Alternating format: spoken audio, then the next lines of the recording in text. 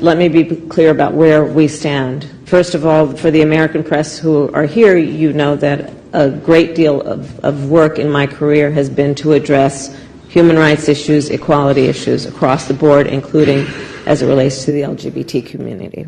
And I feel very strongly about the importance of supporting the freedom and supporting and fighting for equality among all people, and that all people be treated equally.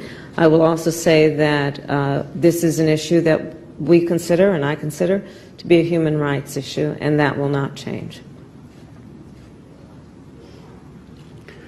Oh, yes. What's the name? Sorry, Zolan Kano Youngs of the New York Times. Zolan Ms. Young, so thank you for the question. First of all, we don't have any such legislation here in Ghana. A bill has been proposed to the Parliament of Ghana, which has all kinds of ramifications, which is now being considered by the Parliament. It hasn't been passed, so the statement that there is legislation in Ghana to that effect is not accurate. No legislation. The bill is going through the Parliament. It's going through the Parliament.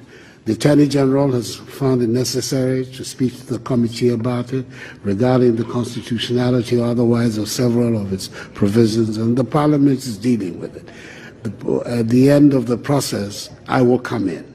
But in the meantime, the Parliament is dealing with it. And I have no doubt that the Parliament of Ghana will show, as it's done in the past, first of all, its sensitivity to human rights issues, as well as to the feelings of our population, and will come out with a responsible response to the proposed. The legislation was a legislation that is being provided as a private member's bill.